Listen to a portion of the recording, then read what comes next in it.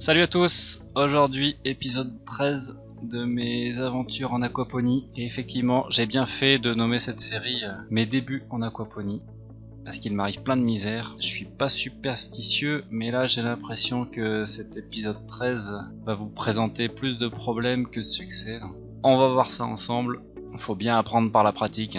La théorie c'est sympa, sur internet ça marche toujours, mais en pratique c'est un petit peu plus compliqué.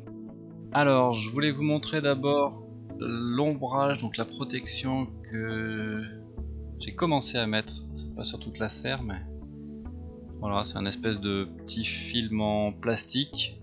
Vous pouvez commander différents ombrages, 20%, 30%, 40%. Moi j'ai pris 40. Ça fait quand même descendre pas mal de degrés dans la serre. Je pense entre 4 et 5 en plein soleil. Pour les fixer, vous voyez, je prends les mêmes petits clips que le film bulle pour l'hiver, donc ça c'est pratique. Vous mettez quelques clips et ça tient, ça fait pas mal d'ombrage, ça évite de brûler les plantes et quand même ça baisse la température. Alors pour commencer par les soucis, donc vous avez vu que les tomates sont magnifiques vues de loin, ça pousse, il y a des fleurs, tout ce qu'il faut, mais en réalité il y a très peu de fruits.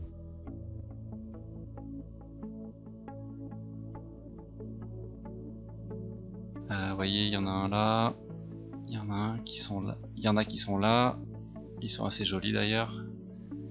Il y en a qui sont planqués encore un petit peu derrière, vous voyez, mais c'est quand même pas, voilà, je dois avoir peut-être 6 tomates sur 4 pieds qui font maintenant 1,50 m de haut.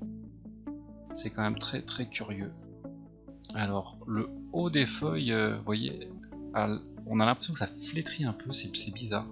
Et en y regardant de plus près, on verra qu'il y a quand même quelques bêtes qui se baladent dessus. Donc sur cet emplacement, vous voyez, j'ai enlevé toutes les courges et potimarrons que j'ai mis à l'extérieur parce que ça manquait de lumière, les semis étaient fragiles. Alors le souci là, c'est que j'ai changé de pompe, j'ai mis une pompe plus puissante, le débit est plus fort et j'ai plus de fuite sur mes tours Zibro. Vous voyez sur le carton. Le souci c'est que j'ai changé de distributeur de nourriture, que j'ai pas bien surveillé. J'ai mis beaucoup trop de nourriture et finalement 3 jours plus tard, je me retrouve avec un bac, là, vous voyez, d'une couleur pas terrible. Et encore là, ça s'est éclairci par rapport à hier. Ça a créé plein de dépôts, ça m'a bouché les pompes, bouché les durites des tours. Enfin bon, pas du joli, j'ai fait ça à l'arrache. Vous voyez que j'ai mal mis les ventouses sur la nouvelle pompe. Donc maintenant c'est sûr qu'il y a un bon débit, malgré les impuretés, mais ça ruisselle. Donc ce qu'il faut que je fasse, c'est du grand nettoyage. Vous voyez, il y a des feuilles mortes, des feuilles qui pendent, il va falloir que je m'y mette. Mais ces temps-ci j'avais pas trop de temps et c'était un peu catastrophe sur catastrophe.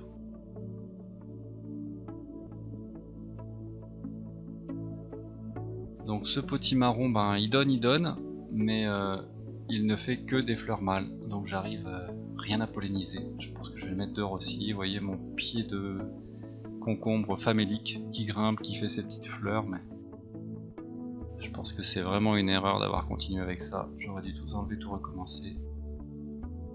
Alors, les petits poivrons, voilà, ça pousse. La plante est un peu en carence, vous voyez la couleur. Pourtant je fais des tests, mais il doit manquer du phosphore qui n'est pas dans la nourriture et j'en rajoute pas.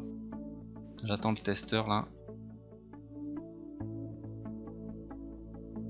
La menthe, j'ai très bien fait de raser tout ça après l'attaque des pucerons qui l'avaient décimé. Ça repart à toute allure, donc n'hésitez pas à la couper complètement, ça repart incroyablement vite. Alors voilà, sur mes tomates, j'ai repéré ça. Alors c'est encore un autre style de puceron ou de je sais pas quoi, ça me paraît beaucoup plus gros que les précédents. Voilà, j'ai zoomé pour essayer de vous montrer, c'est pas super clair, c'est entre la fourmi et le puceron. Si vous avez une idée, n'hésitez pas à me dire ce que c'est et ce que je dois faire.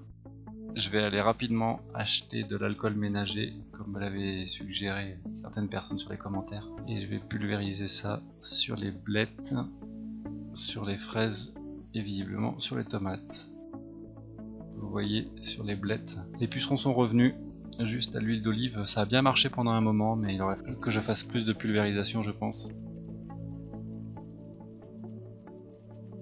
On retrouve sur les fraises les taches blanches là qui sont signes des pucerons. Voilà, sinon ben j'ai quand même mes fraisiers qui donnent, donc ça c'est pas mal. Voilà, maigre consolation. Mais enfin bon, on garde le moral, on apprend, ça va bien se passer. Allez, bonne continuation à tous. Ciao.